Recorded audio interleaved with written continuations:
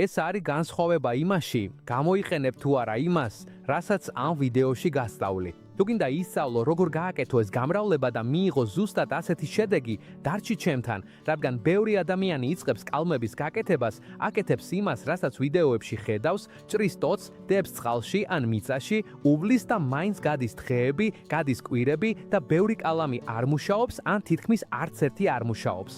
და სწორედ მაშინ ვიწყებთ ფიქს, რომ ხელი არ გვაქვს, რომ სხვებს გამოსდით და ჩვენ არა და ეს ყველას აბრაზებს. მაგრამ პრობლემა არც მცენარეა, არც კალამი და არც ბედი. ამ ვიდეოში სუსტად გაჩვენებ რა ქმნის განსხვავებას, რომ კალამა ფესვები გაიკეთოს და როგორ გამოიყენო ეს პროცესი, რომ ნამდვილად გაზარდო წარმატების შანსი. მოდი ადიხსნი. როცა ტოტს ჭრი, რომ კალამი გააკეთო, ყოველთვის ერთი და იგივე ხდება, ვაიკა ეს არ ჩანდეს. ჭრის მომენტში ორი პრობლემა ჩნდება ერთდროულად და სწორედ აქ უშვებს თითქმის ყველა შეცდომას. პირველი პრობლემა არის გაუტყლოება. ეს ჭრილი ღია რჩება და ძალიან სწრაფად იწყებს ტენიანობის დაკარგვას. თუნდაც ხერო გარე და მწვანე და ჯამთელი ჩანდეს, შიგნით ნელ-ნელა შრება. მეორე პრობლემა სოკოები და ბაქტერიებია. ეს ჭრილი ღია კარია. თუ მიკროორგანიზმები შიგნით მოხდებიან, ხერო იწყებს გაშავებას, რბილდება და ბოლოს ქვემოდან ლპება და სწორედ აქ იკარგება კალმების უმეტესობა. საკითხი ის კი არ არის, რომ ფესვების გამოყვანა არ შეუძლიათ, არამედ ის, რომ ამ ორ პირველ ბარიერს ვერ ლახავენ, ტენიანობის სწორად შენარჩუნებას და ჭრილის ინფექციის თავიდან აცილებას. მხოლოდ მაშინ, როცა კალამი ამ ყველაფერს გადალახავს, მცენარე წყვეტს თავის დაცვას და იწყებს იმას, რაც კარგად იცის, ახალი ფესვების წარმოქმნას. ამიტომ მთავარი არა ფესვების იძულებით გამოყვანაშია, არამედ ჭრილის სწორად დაცვაში პირველ დღეებში. და საინტერესო ისაა, რომ ეს ძალიან მარტივი ნივთებითაც შეიძლება გაკეთდეს, ხო გესმით? სახლიდან. სანამ რამეს აურევდეთ, მოდი ვნახოთ რა გჭირდება. გჭირდება ალოე ვერას ერთი ფოთოლი, საიდანაც ამოვიღებთ 2 სუფრის კოვს რბილობს, 1 ჩაის კოვზი თაფლი, ნახევარი ჩაის კოვზი დაფქული დარიჩინი, 1 ტოდი ახალი ან გამხმარი როზმარინი და 1 ასპირინი.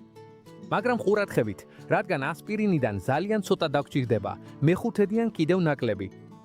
და აქ არის მთავარი. სიკეთე არ არის მხოლოდ სიაში, არამედ იმაში, რას აკეთებს თითოეული ინგრედიენტი ერთად რო შეერთდება. ალოე ვერა ყველაფრის საფუძველია. პირველ რიგში ის ატენიანებს ჭრილობას და ხელს უშლის მის ძალიან სწრაფად გამოშრობას. მაგრამ გარდა ამისა, ალოე შეიცავს ვიტამინებს და ბუნებრივ ფიტოჰორმონებს, რომლებიც ეხმარება მცენარეს ჭრილობის სტრესისგან გამოჯამრთელებაში. ეს ისეთია, თითქოს დამამშვიდებელ კრემს უსვამ იქ, სადაც ყველაზე მეტად ჭირდება. თაფლიც ძალიან კარგად გამოგვადგება. ის ქმნის რბილ ბარიერს ჭრილობის გარშემო. ის სრულად არ ფარავს ჭრილობას, მაგრამ მნიშვნელოვნად ართულებს სოკოებისა და ბაქტერიების შეღწევას. ეს მარტივი დაცვაა, მაგრამ ძალიან ეფექტური. დარიჩინის სოკოების წინააღმდეგ დიდი მოკავშირეა. სასწაულებს არ ახდენს, მაგრამ მნიშვნელოვნად ამცირებს ლპობას, რაც ერთ-ერთი ყველაზე ხშირი მიზეზია ჩაჭრილი ყლორტების წარუმატებლობის. როზმარინი შეიცავს ბუნებრივ ნაერთებს, რომლებიც ხელს უწყობს ჭრილობის გარშემო-გარემოს სისუფთავეს და ამცირებს პრობლემებს ამ ძალიან ნაზ პირველ დღეებში. ასპირინი კი აქ კარგად უნდა გავიგოთ, რისთვის არის საჭირო. ის ფესვების გასაზრდელად არ გამოიყენება.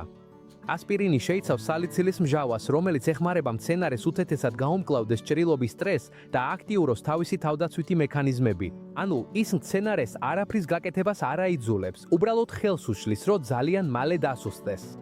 ამიტომაც გამოიყენება მინიმალური რაოდენობით. აქ არიგებს ის, ვინც მეტს ამატებს, არამედ ის, ვინც მცენარეს უკეთ ეხმარება.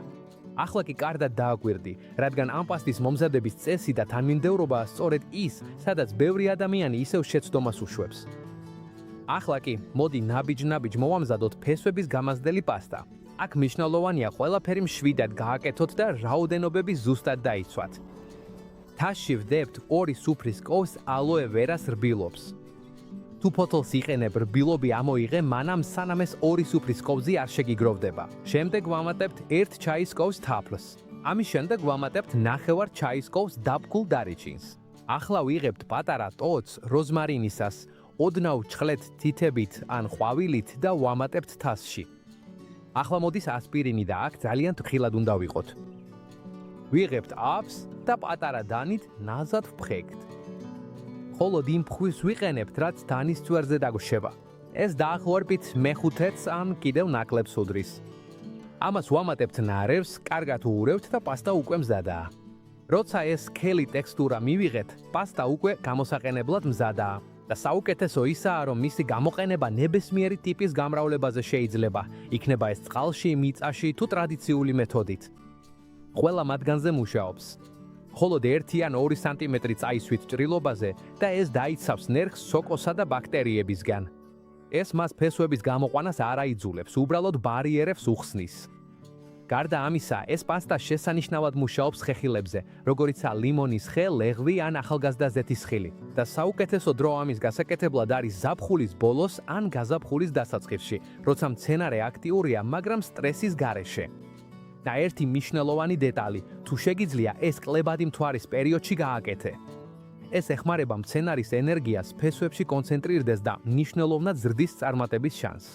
დასასრულს გულით გიხდით მადლობას ვიდეოს ყურებისა და არხის მხარდაჭერისთვის. თუ რაიმე კითხვა გააქვს, კომენტარებში დაწერე და ასე ერთმანეთს დავეხმარებით. შემდეგ ვიდეოში შევხვდებით.